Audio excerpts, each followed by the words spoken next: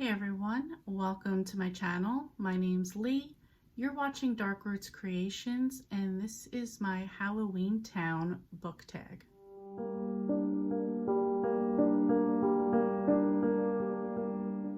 I will list the co-creators of this original tag down in the description box below. I also want to point out that until this month, I had never watched Halloweentown. I heard people talk about it, so when I saw this tag, I was like, you know what? Let me do the tag and watch the movie, so I'm going to give a little review at the end if you want to stay tuned for that. First question, Halloweentown. Name a fictional place that you wish was real. This is super easy. I wish that Willy Wonka's chocolate factory was real, particularly the candy room with the chocolate river and like all the little candy that they could eat, the mushrooms, the trees, all of that stuff. I always say that if I won like an obnoxious amount of money, I would have that room recreated. Number 2, Marnie. Name a book about witches. For this, I'm going to say Dance Upon the Air by Nora Roberts. This is the first book in the Three Sisters Island trilogy. There's three sisters, they're witches, and I could have picked a bunch of books, but I really enjoy this book and I often reread the first one in the series.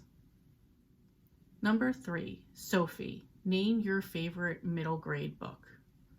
I'm going to pick the Mr. Lemoncello's series by GRABENSTEIN. This is about, it has to do with like libraries and team building and games and puzzles, and I think they get better as they go along, so I would recommend the entire series. Number 4, Dylan. Name a book with a magical school. Harry Potter and the Sorcerer's Stone by J.K. Rowling for Hogwarts School of Wizards and Wizardry. I'm not even sure of the full title. Hogwarts, you know what I'm talking about. I actually couldn't think of any other witch schools off the top of my head, so Hogwarts it is. Number 5, Grandma Aggie, a book that helps take you to escape to a brand new world. I was thinking about this one. A lot of them are, the books I read are very our world, so I'm going to pick A Game of Thrones by George R.R. Martin and Head to Westeros. Number 6, Kalabar. Name your favorite villain. I'm going to pick Adelina from The Young Elites by Marie Lu. I think the brilliance of Young Elites is that you're hearing it from Adelina's point of view, so you don't really realize she's the villain right away. 7, Benny. Name a book that's always there to get you out of a hard time. Probably no surprise, the Babysitter's Club series by Ann M. Martin. This is my childhood love, and going back to Stony Brook and the Babysitter's Club is always a comfort to me. Number 8, Luke. Name a character with a hard exterior but is very soft on the inside. I'm going to pick Daniel McGregor from the McGregor series by Nora Roberts.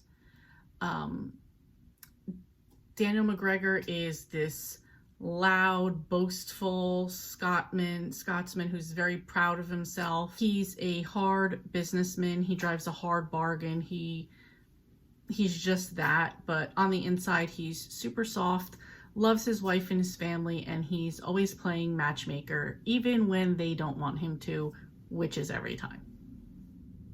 Number 9, Cal. Name your favorite guilty pleasure book. I don't consider these guilty pleasures, but the Santangelo series by Jackie Collins, particularly the book Lady Boss. I think I love that one most because this is when Lucky goes to run a movie studio, Panther Studios, and I thought it was just like the best book of her.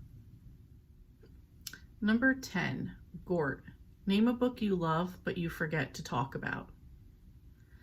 Normally, I am not into historical fiction at all, particularly during World War II. I think it's super overdone right now. But I will say the Alice Network by Kate Quinn, I gave 5 stars. So I do always forget that one. I would highly recommend it. 11, Ethan. Name a character you'd love to go on a romantic broom ride with. I'm going to say Justin Blade from Playing the Odds, which is the first book in the McGregor series. Justin is Native American. He owns a casino, the Comanche. He like lives hard, and I love that about him. And yeah, I don't know. As I was going back through books and trying to like change up from my normal answers, not that Nora Roberts is a different answer, but different books, I remembered how much I love Justin. So Justin Blade. Number 12, Natalie. Name a character who is proud of who they are. For this one, I'm going to pick Katarina Bishop from the Heist Society series by Allie Carter. Katarina comes from a long line of infamous thieves, and she is one herself. She's very proud of her family, and I love that she just owns who she is. Anyway, that's it for the tag. After reading these prompts, I am really interested in the movie, so I can't wait to get to that. If you want to do the tag you're it. If you want to answer the questions but you don't have a channel, please put them down below. I would love to see your answers.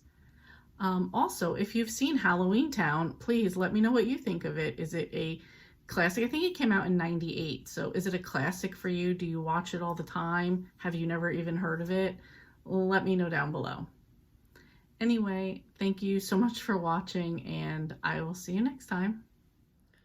Okay, I know I look like shit and my hair's a wreck, whatever. I don't even care. I'm just starting Halloweentown, which I've never seen before.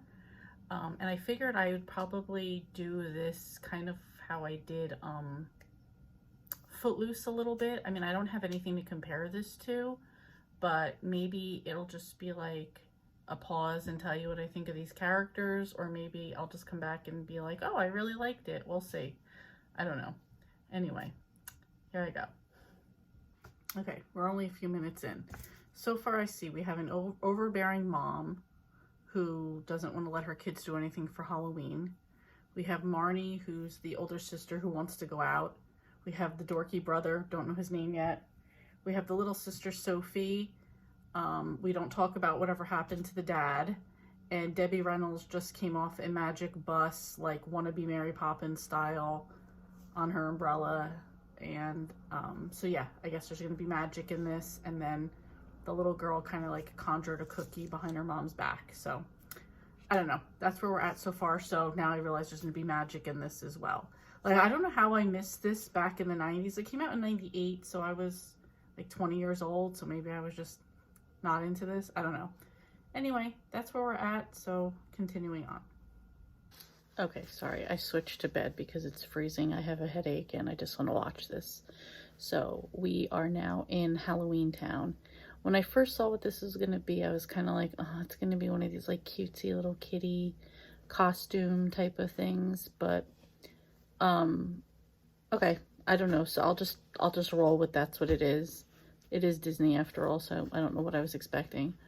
Right now we have just met the mayor of Halloweentown, who I'm going to predict is their father, or the kid's father. So,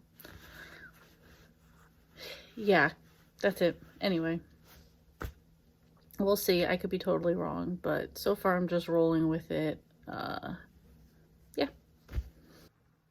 Okay, so now we've been in Halloweentown for a little bit, and I'm thinking that the mayor is actually behind all the bad things happening in Halloweentown. So let's take a look. The mom also showed up, so they're stuck right now because the bus isn't running, so we're gonna go see the mayor. So I guess I'm gonna get the answer to one question. Okay, so at this point, I guess we've met the big bad.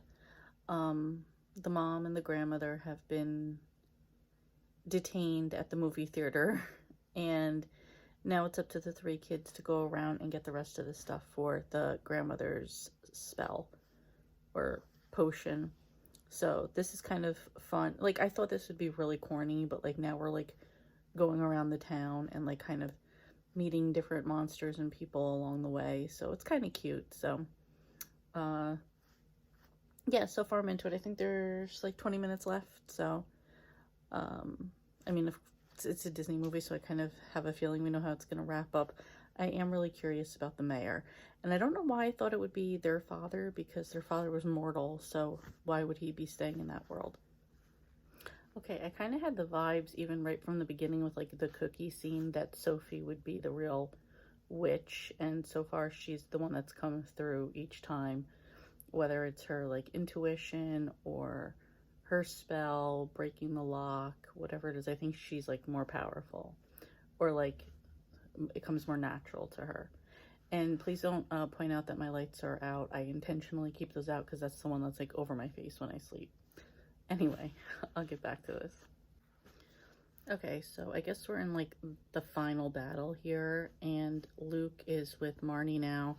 She was about to go, I guess, into the pumpkin, but the big bad showed up, and it's so clearly the mayor. So I'm just like, come on, he's the guy. So yeah, 13 minutes left, so see how this ends. Okay, so Luke helped her out, and now she made it to the pumpkin, but now she got blasted. So I feel like at this point we need Sophie to come through, so hopefully. Okay, so that didn't go exactly how I wanted it to. Marnie pulled through for that, but now we just found out that Dylan has powers too. So I'm like super excited, and I'm kind of like laughing at myself because normally I'm like to Disney movies, but this is actually really cute and I'm really liking it so far. So in rooting for the kids, we have 7 minutes left. I'm just waiting for like all the Cromwells to get together against him. And by the way, did anybody realize, well, I mean, I realized, but that the big bad guy in this one, Kalabar, it was also the principal from summer school, who was kind of a douche back then too, so he kind of plays those characters. Okay, so that was it. It's over. Ended really cute. The whole family helped together to defeat him, and yeah, it was just cute. So it's kind of like the grandmother in the end is going to come live with them in the mortal world. Luke, who helped them out, was the bus driver back, so that was cute too. It was really cute. Sorry. It was really cute, and as I'm looking as it ended right now, the credits are running. There's Halloweentown High, so I'm guessing there's more movies than just this one, so maybe I will take a look at those as well. Anyway, I thought this was really cute. Now it's going to be interesting for me to go back and kind of like look at the questions and see who was what for the prompts. So anyway, that was it. That's my little review. I'm glad that I watched this. I asked April and she said she watched it, so she recommended it too. So glad I got it done.